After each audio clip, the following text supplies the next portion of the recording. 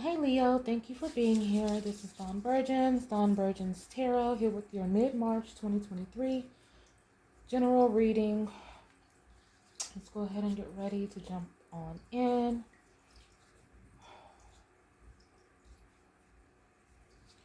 Sign of Leo. Cards have been pre-shuffled.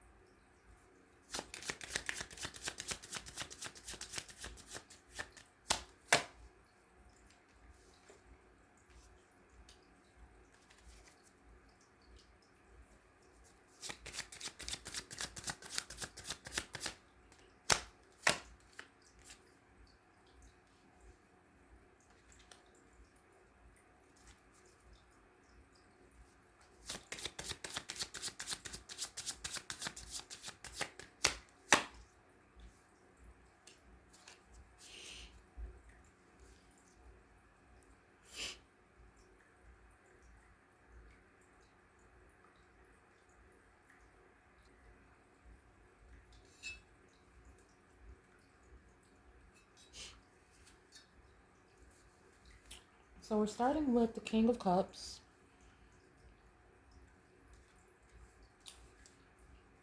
We have the Lovers.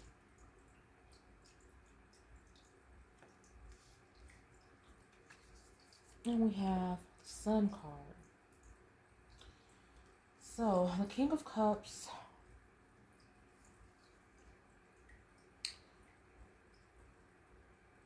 he is a ruler who leads with a subtle type of strength. He is a very intuitive, compassionate empath type of individual, but him being the king, there's a lot of strength in that. He's not a pushover. He's not soft per se, but he's just true to himself. He leads with his heart. Respected, revered. This particular King of Cups, he's a more seasoned gentleman. He's just kind of lounging, taking it easy. I'm feeling like because this Page of Swords and Two of Swords is clarified beneath it, this could be some sort of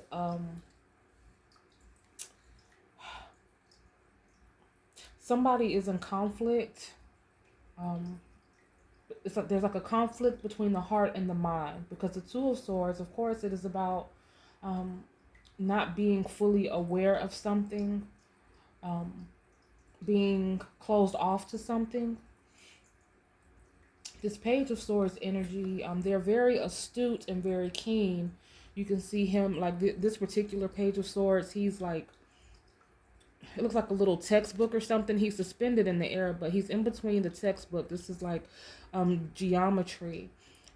He's acquired a lot of knowledge, and this mean is representative of him being kind of in balance, but there's still a lot more to learn. As indicated, he's gotten halfway, but there's still more to learn about a particular situation. I'm feeling like there could be someone looking at this. There could be someone who is, if this is a relationship, someone who's thinking the worst about their partner or their mate. They may be questioning a person's morals, a person's loyalty.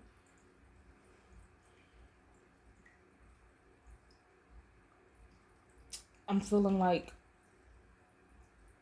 there is someone who is, well, I'll get there. I'll get there in a minute. So beneath this Lover's energy, we have the Nine of Swords and the Four of Pentacles. You can see that. So, and the Lover's card, you know, it's about love that can, especially in this particular deck, it's about love like when two forces come together and their love creating this kind of expansion, it being a very powerful thing. We have the Green Man, and we have what is depicted to be the like a fire, like the fire of energy. Like this is her archetype as the author has described. So it's the Green Man, and which is representative of nature, and then it's fire, and it's like these opposing forces coming together to make something very powerful, almost alchemical or out like an alchemy type of situation. This Nine of Swords, it's about, you know, being in our head about something. You know, because I'm getting this beneath this, I'm feeling like there's someone who, again, is questioning another individual. If you look closely, these swords on the wall are really just the shutters of the blinds, or whatever you call the, you know, the little fold things on the blind. It's an illusion. It's not what it seems. So there could be someone who is, yeah, being very who has some sort of preconceived or conceived notions about their mate or a situation that they're in at this time. The Four of Pentacles is conducive to, in generally speaking, in a traditional deck, it can be about holding on to something too tight, being afraid, or in this situation specifically, being afraid to let go of something, or holding on so tight to something. You know, checking information, going through a person's phone or emails, just being very observant, more so than usual.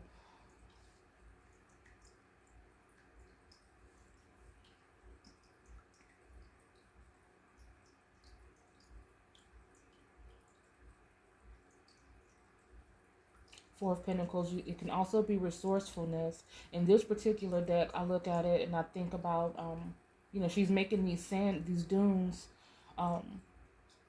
presumably for a foundation for a sandcastle, and she's right here by the shore, so these tides or the waves can come in any second and crash, you know, everything that she's worked on, and she'll, you know, but it's so there could be someone who's afraid of that, someone coming in and infiltrating, or someone coming in and taking what this person has worked so hard for. This could be also something that someone has been working on and someone else receiving the credit for it.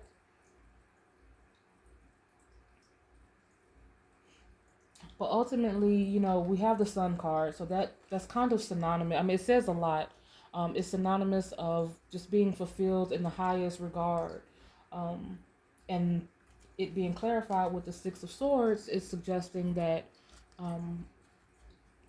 someone is being led out of the dark, out of a dark place, out of captivity of the mind. In this case, is what I'm thinking.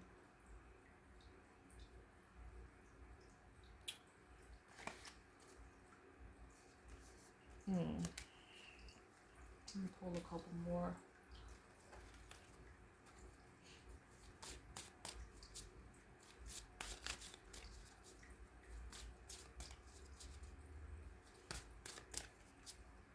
We have Libra, we have Capricorn, we have Gemini.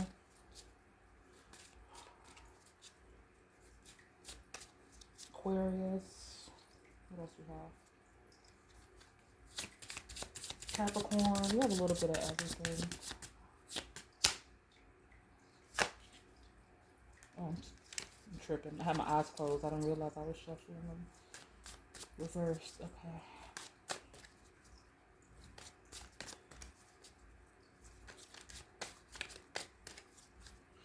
One more.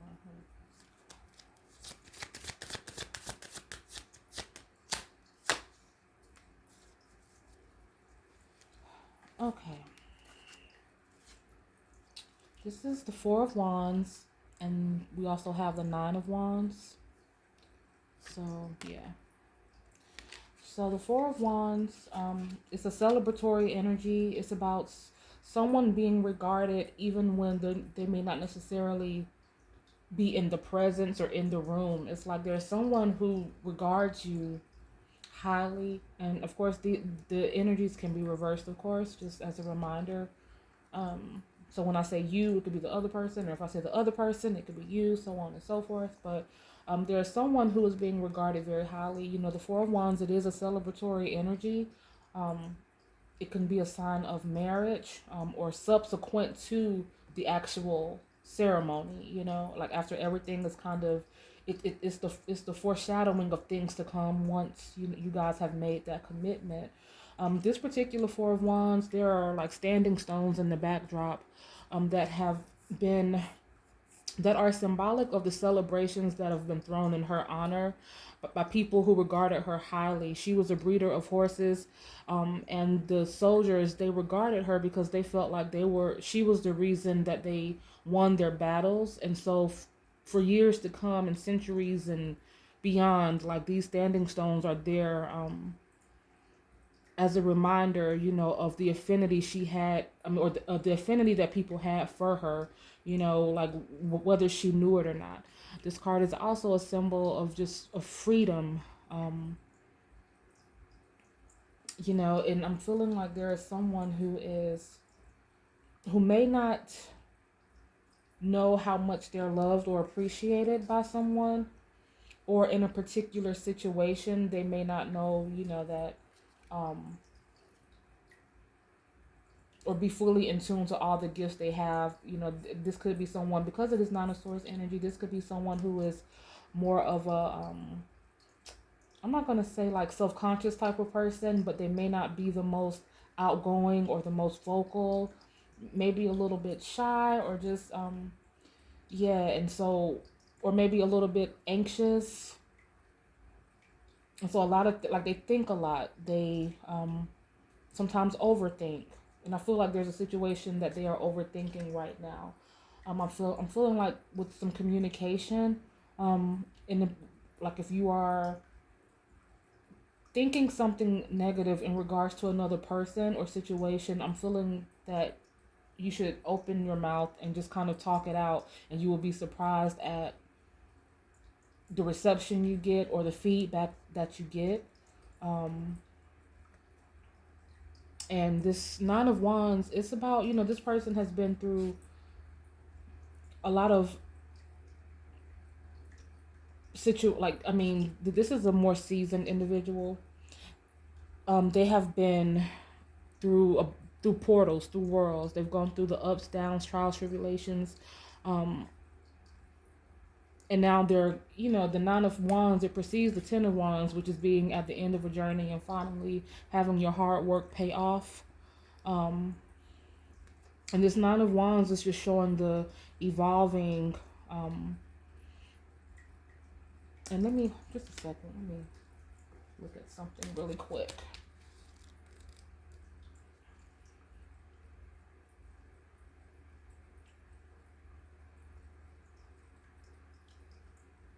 Yeah. So these, let me see. The trees indicate, so we see a sapling, then we see the mature tree, and then we see, her burning passion, and finally she's leaning on her staff, on her wand, and is close to completing her spiritual journey. So she's been through every possible situation that there is, ups and downs, the passion, and this could mean that there is someone who is ready to, like we were talking about this whole marriage, that like there could be someone who is ready to settle down. Maybe someone is promising you something, but they are kind of lagging behind a little bit with this page energy.